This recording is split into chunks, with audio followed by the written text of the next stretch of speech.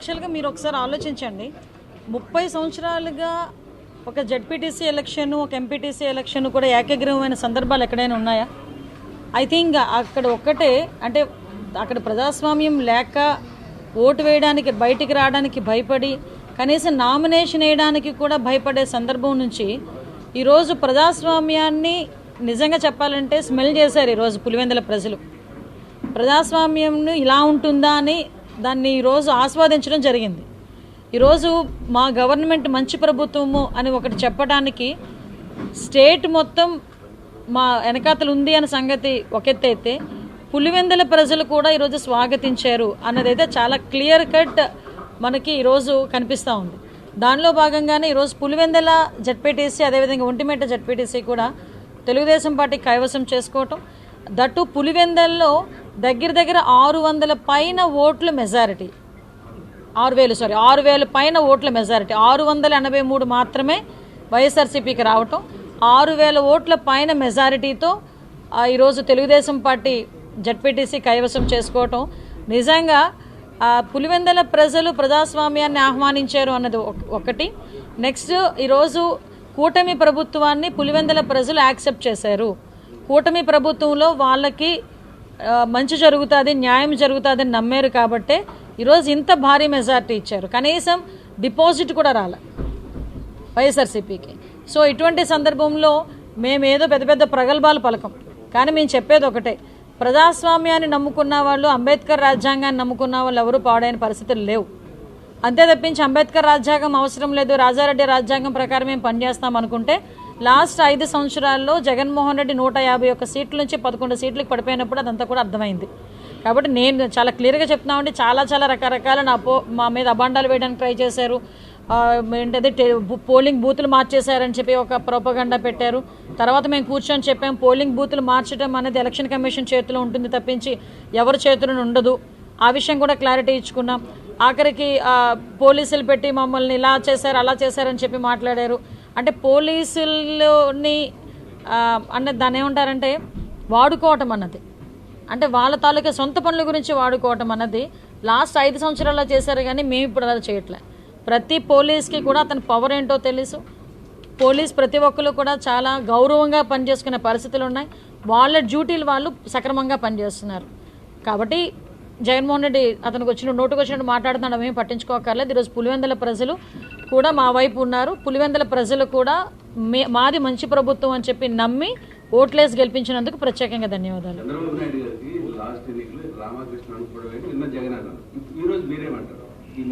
యాక్చువల్గా సంస్కారం ఉన్నవాడి గురించి మాట్లాడితే మంచిగా ఉంటుందండి. సంస్కారం లేని వాళ్ళు రాజకీయాల్లోకి వచ్చి ఇలాంటి పదాలు ఉపయోగిస్తూ ఉంటే కనీసం నెక్స్ట్ జనరేషన్స్ కూడా రాజకీయాల్లోకి రావాలి అనుకున్నా కూడా పెద్దవాళ్ళు ఎవరు ప్రోత్సహించే పరిస్థితులు కనిపించట్లే. నిన్న మొన్నటి వరకు పేర్ని నాని ఇదే పదాలు ఉపయోగించాడు ఒకనొక మీటింగ్లో.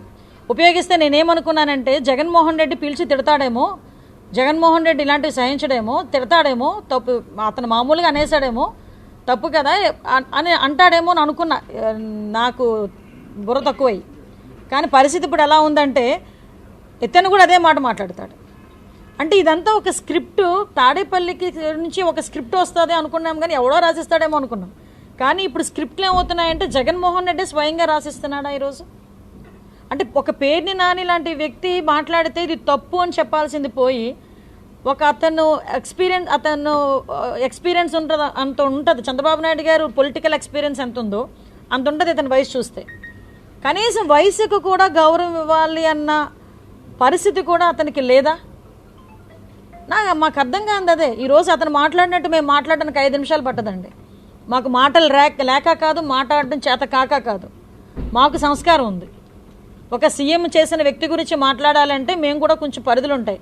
కానీ 4 సార్లు సీఎం చేసిన వ్యక్తి, దగ్గర తండ్రి వయసు కన్నా ఇంకా ఎక్కువ ఉన్న వ్యక్తి, అటువంటి వ్యక్తి ఇంచుమించు తండ్రి వయసుతో సమకాలికులు, అటువంటి వ్యక్తి గురించి మాట్లాడతారేంటి? ఈరోజు చావు పుట్టకలు అనేవి మీరో నేనో చెప్తే వచ్చేది కాదు కదా. అలా అనుకుని ఇప్పుడు వాళ్ళ ఫాదర్ తాలూకా డెత్ గురించి కూడా మాట్లాడే పరిస్థితి వస్తే దయచేసి అదే అర్థం చేసుకోవాలి. నోటికి వచ్చినట్టు ఎలా పడితే అలాగా చంద్రబాబు నాయుడు గారు నెక్స్ట్ ఎలక్షన్స్కి ఉంటారు. నెక్స్ట్ మరి ఏమనుకోద్ది మాట అంట, జగన్మోహన్ రెడ్డి చాలా సందర్భాల్లో చాలా మీటింగులు అన్నాడు 30 సంవత్సరాలు నేనే సీఎంని, 30 సంవత్సరాలు నేనే సీఎంని అని. ఏమయ్యారు? 11 సీట్లతో ఈరోజు ప్రతిపక్షం హోదాకి కూడా అడుక్కునే పరిస్థితి వచ్చింది జగన్మోహన్ రెడ్డికి. అంతే తెప్పించి నెక్స్ట్ ఎలక్షన్స్లో ఎవరు ఉంటారో ఎవరు ఉండకూడదో డిసైడ్ చేయాల్సింది ఆ భగవంతుడు ప్లస్ ప్రజలు. అది భగవంతుడు ప్రజలు కలిపి నిర్ణయించేది. నువ్వెవరు నిర్ణయించడానికి, నువ్వెవరు చెప్పడానికి? ఈరోజు కృష్ణారామ అనుకున్న వయసులో మాట్లాడుతున్నారు. ఈరోజు బయటికి రమ్మడబ్బా, ఒకసారి బయటకు వచ్చి జనాల్ని చూడండి. ఎప్పుడు చూడు పరదాల మాటలన్నా అలా ఉండిపోవడం కాదు కదా.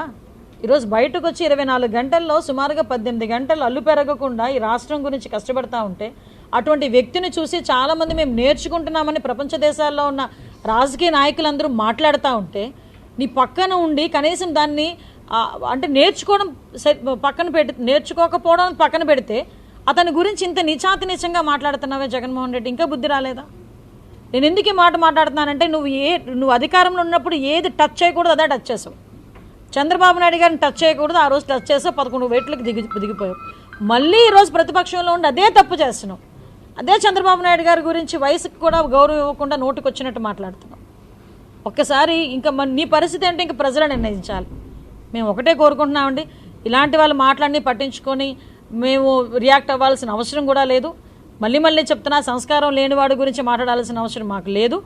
ఈరోజు అతను ఫ్రస్ట్రేషన్తో మాట్లాడుతున్నాడు అన్న సంగతి అర్థమవుతుంది. పులివెందల్లో ఎప్పుడైతే ఓటమి ముందే స్మెల్ చేసి దానికి ఈరోజు డైవర్షన్ పాలిటిక్స్ తీసుకురావడానికి ఈ రకంగా మాట్లాడి రెచ్చగొట్టే ప్రయత్నాలు చేస్తున్నారు. ఈరోజు పులివెందల ప్రజలు కానీ కడప జిల్లాకి నీళ్ళు ఇచ్చిన ఘనత చంద్రబాబు నాయుడు గారిదండి. ఈరోజు పులివెందలకి నీళ్ళు ఇచ్చిన ఘనత చంద్రబాబు నాయుడు గారిదండి. అటువంటిది అవన్నీ కూడా గుర్తుపెట్టుకొని ఈరోజు పులివెందల ప్రజలు పట్టం కట్టారు, తెలుగుదేశం పార్టీకి పట్టం కట్టారు. దాన్ని ఈరోజు స్వాగతించాల్సిందే.